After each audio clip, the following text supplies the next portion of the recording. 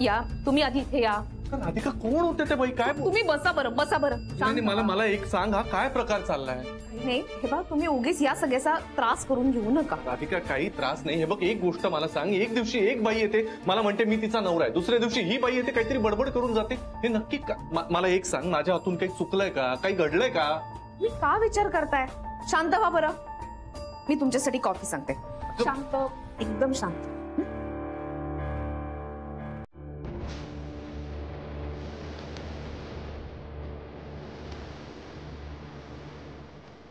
काय झालं राधिका? तू मला काहीच सांगू शकत नाहीयेस का? अरे रे रे, काय हे दुर्दैव. तू कुठल्या तोंडानं सगळा पाढा वाचणार आहेस?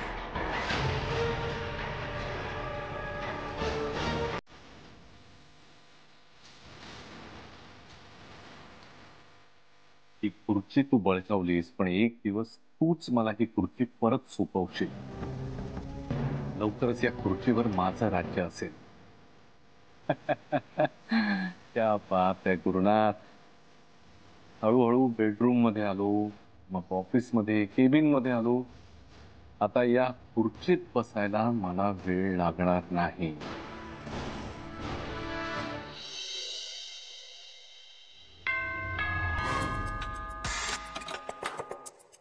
गेली गेली गेली. अरे या या या, बसा ना, बसा बसा. बसायला आली मी इथं. ठीक आहे, उभे उभे बोलू ना. हे पहा सुलक्षणा सबनीस, तू माझ्यापेक्षा वयानं अनुभवानं लहान आहेस म्हणून एकेरी नावानं हात मारत आहे तुला. माझी जर लहान बहीण असती ना तर ती तुझ्यासारखी असती, तिला समजावलं असतं. पण तुम्हाला दोघींना पण समजवू ना, तुम्हाला दोघांच्या डोक्यात काही जात नाही आहे. हो, आम्ही ऐकून घेतो, पण काय वाटेल ते बोलाल का? काय वाटेल ते बोलणं चाललंय यांचं? मग आम्ही सहन करत आहोत म्हणून तुम्ही लोक वाटेल तसं वागणार का? तू मला आधी सांग बरं, तू आमच्या गुलमोहर सोसायटीमध्ये काऊन आली होती आणि त्यानंतर तू राधिकाच्या ऑफिसमध्ये काऊन गेली? ते मला गॅरीला जाब विचारायचा होता. हा, कायचा जाब विचारणार होती तू? अरे तू का शी सो इनोसेंट. अरे हिला वाऱ्यावर सोडलं त्यांनी, हिला विसरला तो. आता हिने काय करायचं सांगा? तुम्ही बंद करा बरं नाटका. लग्न केले कायचं लग्न केलं? भातुकलीचा खेळ बरा असते त्या लग्नापेक्षा. लग्न केलं म्हणे लग्न केलं. माय गुरुचं लग्न राधिका सोबत झालं आहे. त्यांना एक मुलगा आहे, त्यांचा चांगला संसार सुरू आहे. ही कायची सून आली होती, मोठी सून सून करत माझ्या घरामध्ये. पाहिलं ना कसे दिवे लावले ते माझ्या घरी येऊन. मम्मा मी कधी लाईट्स लावले ग? शनू बेबी, दोन मोठी माणसं बोलतायत ना, मग लहान मुलांनी तोंड घालायचं नसतं. ऐका ना पायची अक्कल कशी? एक मिनिट त्याला अक्कल नाही, त्याला इनोसेन्स म्हणतात. ओके, आई आणि पोरगी दोघी डोक्यावर पडलेल्या आहात. आई तशी पोर, पोर तशी आई. का बोलून राहिला तुम्ही? मला काही कळतं का? काही पोच आहे का? काही ताळ आहे का? दुसऱ्याचा संसार उद्ध्वस्त करून स्वतःच्या सुखाचे इमले बांधता बरं नाही. बरं हे या पोरीला ना फक्त माझ्या गुरुचा पैसा दिसते. राधिकाच्या नखाची तरी सर आहे काही? तुम्ही एक याद राखायचं बरं, माझ्या गुरुच्या राधिकाच्या वाऱ्याला जरी आली नाही तर गाठ मायशी आहे. कोण आहेस तू? हा, नाव काय तुझं? कोण आहे ही? कोण आहे? नाव काय? सरिता सुभेदार. हा, तेच. कोण ते सुभेदार कोण असेल ते? आवाज खाली ठेवून बोलायचा माझ्याशी, जास्त आवाज नाही वाढवायचा. आणि काय ग गुरु गुरु गुरु? चूक तुझ्या गुरुची आहे. त्यांनी माझ्या शनू बेबीशी लग्न केलंय. ही माझी शनू बेबी इनोसेंट आहे, तिची काही चूक नाहीये. आणि लग्नाची गाठ जर तुझ्या गुरुनी बांधली आहे ना तर त्याला ती निभावावी लागेल. कळलं? असं आहे का? हो, ठीक आहे. पाहतेस ना मी कशी माझ्या घरामध्ये पाऊल ठेवते ते. नाही या पोरीला गुरुच्या आयुष्यातून हाकलून दिलं तर मा नाव नाही सांगणार मी. सरिता सुभेदार. नागपूरचं पाणी काही लेचपेचं नाहीये तुमच्यासारख्या घाबरायला. येते मी.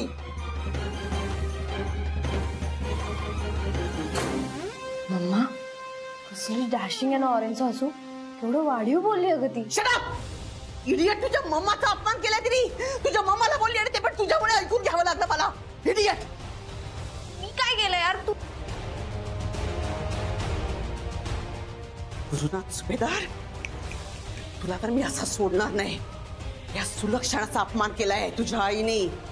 आता या सुलक्षणाचं डोकं फिरलं ना तर ती काय करू शकेल हे तुलाच काय, तुझ्या अख्ख्या सुभेदार खानदानाला कळणार नाही. तेव्हा मला राधिकाचं इतकं कौतुक वाटलं ना पानवलकर साहेब की काय सांगू तुम्हाला. माफ करा करू ना, तुम्हाला माहित नाही म्हणून सांगतो. राधिका मसाले फॅक्टरी, राधिका मसालेचं हे एवढं मोठं ऑफिस, हे सगळं उभं करण्यासाठी वहिनींना किती कष्ट घ्यावे लागले याची कल्पना येणार नाही तुम्हाला. बरोबर आहे ते, मला येऊच शकत नाही कल्पना, कारण त्या दरम्यान नव्हतोच ना मी. या आजारपणात राधिकानं हे सगळं कसं उभं केलंय तिचं तीच जाणे. नाही पण तरी सुद्धा पानवलकर साहेब, एखाद्या मोठ्या कंपनीचा मॅनेजर होण्यासाठी काय कष्ट करावे लागतात हे तर मी स्वतः अनुभवलंय आणि तुम्ही सुद्धा पाहिले नाही का? हा बरोबर आहे की नाही? ऑफकोर्स, नक्कीच माहिती आहे. येस, दुपारी येतील ते. हा ठीक आहे, ठेव. बाय. कुठे जायचंय दुपारी? मॅम, ते फॅक्टरी वर्कर्सला भेटायला जायचं होतं ना. का काही प्रॉब्लेम झालाय का? नाही म्हणजे फॅक्टरी वर्कर्सचा काही इश्यू आहे का? असेल तर सांग मला. नाही नाही गुरुनाथ, इश्यू वगैरे काही नाही. राधिका वहिनी दर महिन्याला फॅक्टरीमध्ये बायकांना भेटायला जातात, त्यांच्याशी संवाद साधतात, त्यांचे सगळे प्रॉब्लेम जाणून घेतात. अरे वा, किती छान सिस्टीम आहे ना. नाही असंच म्हणजे एम्प्लॉयर आणि एम्प्लॉई मध्ये अशी क्लॅरिटी असणं फार महत्वाचं आहे. असा संवाद घडत राहिला तर काही प्रॉब्लेम्सच येणार नाहीत ना. फारच छान. हो, आणि हे सगळे नियम मॅडमनीच बनवले. काय राधिका, ही तुझी कल्पना आहे सगळी? हा बात आहे. मॅम, त्याआधी फॅक्टरी वर्कर्सचे काही प्रॉब्लेम्स आहेत, ते मी नोट डाऊन केलेले आहेत. प्लीज एकदा बघून घेता का? सो सॉरी, म्हणजे मला एकदम बोलण्याच्या ओघात लक्षात नाही आलं. मी आलो आणि गप्पाच मारत बसलो. तुमची कामं खोळंबली असतील ना माझ्यामुळे? No no, it's okay. Shreyas, एकदा ती गोडबोल्यांची ऑर्डर कन्फर्म करून घे. त्याप्रमाणे आपल्याला काम सुरू करते. हा, हो हो हो. आणि मला जरा बोलायचं होतं तुमच्याशी मॅडम. ते आपले डिलिव्हरी बॉय आणि टेम्पो चालक ह्यांच्यात काहीतरी वाद झाला. त्यांना उद्याला ऑफिसमध्ये बोलवून घे. हो हो ठीक आहे, मग आपण निघूया फॅक्टरीत आत्ताच. एक मिनिट, सॉरी हा परत. राधिका, मी तुमच्या बरोबर फॅक्टरीत आलो तर चालेल ना?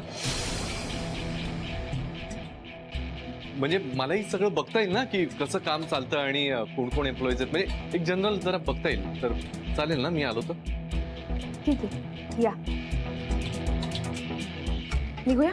मॅडम, मी बॅग घेऊन येतो. चला.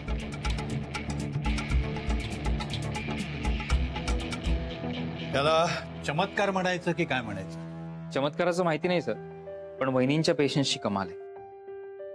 इतकी संकट, इतके चढ उतार त्यांच्या आयुष्यात येत आहेत, पण सगळ्या गोष्टी सहज स्वीकारून त्या पुढे जातात. आजपर्यंत मी वेळेला पुढे जाताना पाहिले, आज पहिल्यांदीच वेळ मागे गेली. पण हे वहिनींसाठी कितपत योग्य माहित नाही मला, पण वहिनींना यापुढे सांभाळून राहावं लागेल. बाई, तुम्ही सगळे तुम्ही इथे आहात का? घराला ताला पाहिला, तुमचा आवाज आला इथे म्हणून आले मी. माझं मरू देत. तू कुठे गेली होती? सांगून नाही का जायचं कुठे जातेस ते? आता का बरं सांगायचं? त्या सुलक्षणा बाईला पाहिलं ना की माझं डोकंच फिरते. गेले मग त्या मागावर, त्या फैताडीच्या घरी. काय? अहो, शनायाच्या घरी गेलात तुम्ही? हो, नाही तर मग का? गेले त्या घरी आणि चांगलं दम भरून आले. त्या घरी तर ती सुलक्षणा बाई नव्हतीच, ती भैताड होती. चांगलं गेले आणि सांगितलं तिला, फोन कर त्या मम्माला आणि बोलावी तर घरी. आणि मग काय झालं? मग का चांगला दम भरून आली दोघांना पण. अहो सरिता वहिनी, असं कुठं जायचं असेल तर जरा कळवून जायचं. तुम्हाला काय झालं असतं तर कोण जबाबदारी घेतली असती? हाय बाई, मग असं किती वेळ सहन करायचं सांगा बरं नानाजी तुम्ही? हा, सतत सतत सतत आम्ही सहनच करायचं का? काहून असले धंदे करते तू? जीव तुटते मा. तुम्हाला का बरं त्याचं? ती आली ना तर वापस मी दम देईन, वापस ती दम भरेन बरं मी. पागल झाले का हो तू? तुम्हाला माहित आहे का हो, काहून बरं चिडत आहात तुम्ही? ती आज कुठे आली होती तुम्हाला माहित आहे? आज ती आपल्या या गुलमोहर सोसायटीच्या गार्डन मध्ये आली होती, गुरुच्या मागे मागे. आणि लोक त्या मागे गेली त्या ऑफिसामध्ये. तुम्हाला कसं कळलं? नाही तर मग का, मी तिथे गेले होते का नाही त्या भैताड शनायाच्या घरी. तिथे मी त्या शनायाला फोन करायला लावला, तिच्या मम्माला म्हटलं बोलाव तिला. तेव्हा मला कळलं ती ऑफिसात गेली आहे. म्हटलं ये इथे लवकर, नाही तुझ्या लेकीच्या झिंजा उपटते का नाही पा. आली बघ, चांगला दम भरला. मी त्यांना सांगितलं बरं, पुन्हा जर माझ्या गुरुच्या आणि राधिकाच्या वाट्याला आला ना तर माझी वाईट बाईक कोणी नसणार पा. सरिता, हे सगळं करायची काय गरज होती? तुम्ही चिडता काहून बरं? हा पहा, गुरुला यातलं काहीच माहित नाहीये. माहित नाही का नाही? हा, तो सगळं विसरून गेलेला आहे. तर काहून बरं वापस त्या डोक्यामध्ये हे घुसवायचं का? पण आता गुरु शनायाला विसरलेला आहे तर तो कायमचं विसरून जाऊ दे ना का नानीजी? हा, तुम्ही सगळे असता तर तुम्ही पण हेच केलं असतं का नाही? सांगा बरं. याई ना म्हणजे कदाचित केलं असतं. तुम्ही बायका म्हणजे ना एकदम टोकाचा विचार करता. उद्या गुरुनाथला सगळं आठवल्यावर शनाया पण त्याला आठवणारच ना. तो कसा विसरेल तिला? नाही नाही नानाजी, गुरुला हे सगळं आठवू नये म्हणूनच तर मी प्रयत्न करत आहे ना, आणि पुढेही प्रयत्न करत राहीन. बरं, माझ्या राधिकाच्या आणि गुरुच्या संसारातून जे सुख गेलं आहे ते तर वापस आलंय. ते तसंच टिकून राहावं म्हणूनच तर मी प्रयत्न करणार.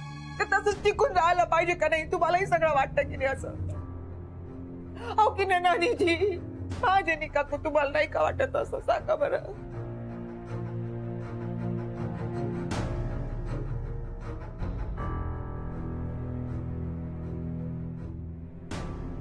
मला कळलं तुमच्या मनामध्ये काय आहे ते.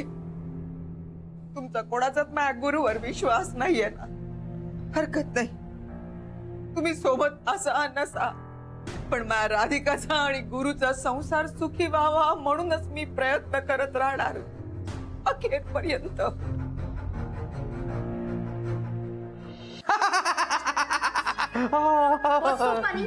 का हसतोय? अगं मी इमॅजिन करतोय की तुझे खरंच केस कापले की तू किती फनी दिसशील. तुला फनीची गरजच नाही पडणार.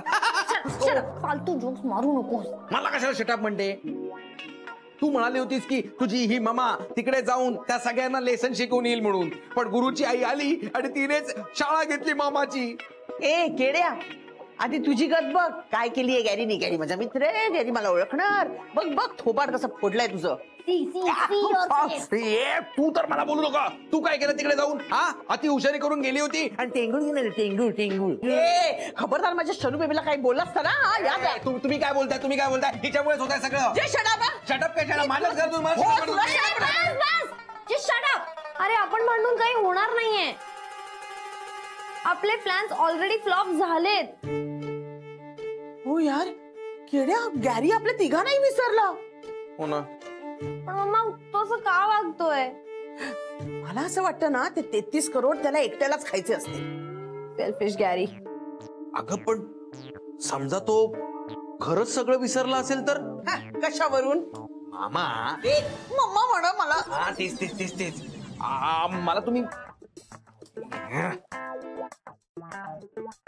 मला तुम्ही सांगा, गुरुची आई इथे आली होती तेव्हा ती तुम्हाला काय म्हणाली?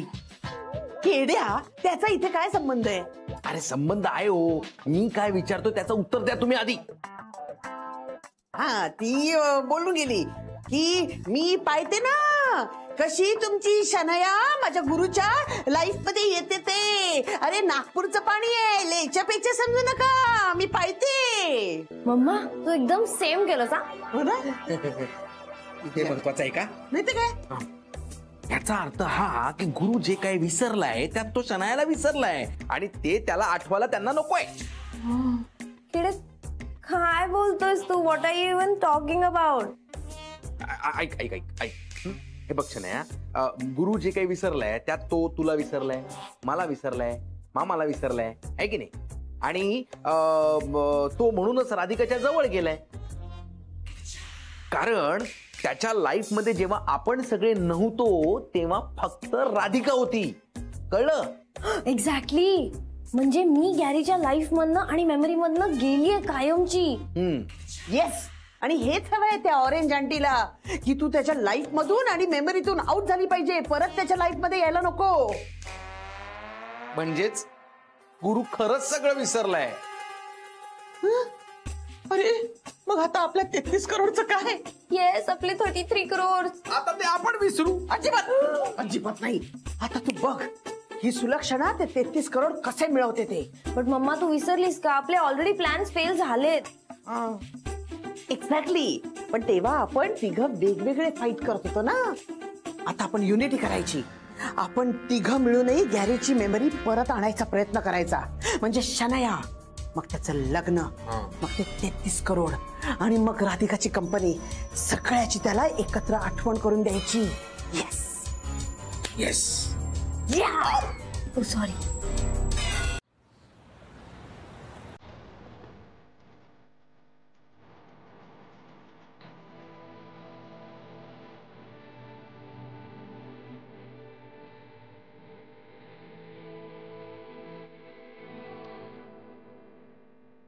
ए कमळा, ताई आल्या, राधिका ताई. हो का? हो, सगळेजण ए, राधिका ताई आल्या. राधिका ताई आल्या. राधिका ताई. वा वा वा, काय सुंदर आहे, किती मोठं आहे. हे घ्या ताई, तुमच्यासाठी आणलेत खास चाफ्याची फुलं. अरे वा, मी घेते, 2-3 घेते. चाफ्याची फुलं मला खूप आवडतात. हो ना, म्हणून तुमच्यासाठी आणलेत ताई. ताई, किती दिवसांनी आला तो तुम्ही? हो, मध्यंतरी जमलंच नाही यायला. घरचे व्याप, ऑफिसची कामं, या सगळ्यात येणंच झालं नाही. सॉरी हा. पण तुम्ही सगळेजणी कशा आहात? आम्ही सगळे मस्त आहोत. आणि नात कशी आहे? मस्तच आहे. ताई तुम्ही कशा आहात? मी बरी आहे. राधिका, मी जरा हे बघून येतो. इकडे बरंच दिसतंय काय काय. हा, आलोच. हे कसे काय आले आज इथे? त्यांना बघायचं होतं इथलं सगळं काम म्हणून आले. हो का? बघ ना, असं बघताय जसं काय पहिल्यांदाच आलेत बघायला. अगं ते पहिल्याचं सगळं विसरले. ताई सॉरी हा. नाही, इट्स ओके. वही घ्या. हो आणते. एक मिनिट, मी असं ऐकलं की तुम्हाला फॅक्टरीमध्ये काही प्रॉब्लेम आहे. काय झालंय? हो ताई, म्हणूनच आम्ही सगळ्याजणी तुमची वाट पाहतोय. बोला ना, म्हणजे काही पगाराबद्दल काही प्रॉब्लेम आहे? पैशाचं काही? नाही ताई, पैशा पगाराची काहीच अडचण नाहीये. आपली ती कांडप मशीन आहे ना, त्याच्यामध्ये बिघाड झालाय, त्यामुळे ती सारखी सारखी बंद पडते. हो होय ना, त्यामुळे वेळ लागतो, कामे भरभर होत नाही. अहो पण आधी सांगायचं ना. मग ताई कोणाला सांगणार? इथे कोणी आलंच नाही 8-15 दिवसापासून. का आपल्या त्या मेंटेनन्स वाल्या दादांची टीम आली नाहीये का? नाही ना, रोज त्यांना फोन करतो तर ते म्हणतात आज येतो उद्या येतो, पण ते येतच नाही. बरं ठीक आहे, मी श्रेयसला सांगते. हा, एक मिनिट, मी जरा फोन करते. हो हो, नमस्कार नमस्कार. नमस्कार. मी गुरुनाथ सुभेदार. नाही म्हणजे तसं तुम्ही ओळखत असालच मला, पण ते मला आता मधल्या काळात ते राहू द्या, ते काही विशेष नाही. पण तुमचं सगळ्यांचं फार कौतुक आहे. नाही, तुम्ही आहात म्हणूनच राधिका हे सगळं उभं करू शकली. तुमच्या सपोर्ट शिवाय शक्यच नव्हतं. हो, ही तर सगळी ताईंची कृपा आहे. हो, नाही, पण तरी सुद्धा तुम्ही पाठीशी होता म्हणूनच हे सगळं होऊ शकलं ना. अहो, आम्ही ताईंच्या पाठीने, ताई आमच्या पाठी उभ्या राहिले. अहो, हा तुमच्या मनाचा मोठेपणा झाला कमळाबाई. कमळाबाई, हे कसं लक्षात आहे यांच्या? शेवटी आपण टीमवर्कच करत असतो ना.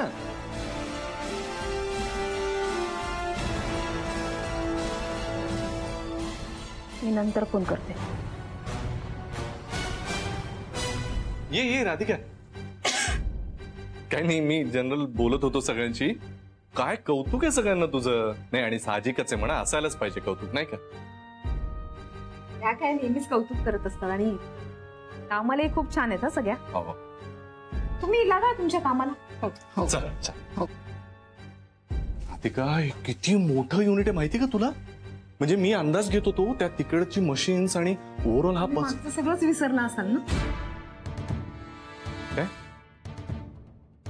पूर्वीचं काही आठवत नसेल ना तुम्हाला? हो, नाही ते मधला तो पॅच आठवतच नाही ना मला. काय काय झालं होतं ते. झालं की आपलं बोलणं त्यावर. म्हणजे हॉस्पिटलमध्ये मी शुद्धीवर आलो ना तेव्हा. मग कमळाचं नाव कसं आठवतं?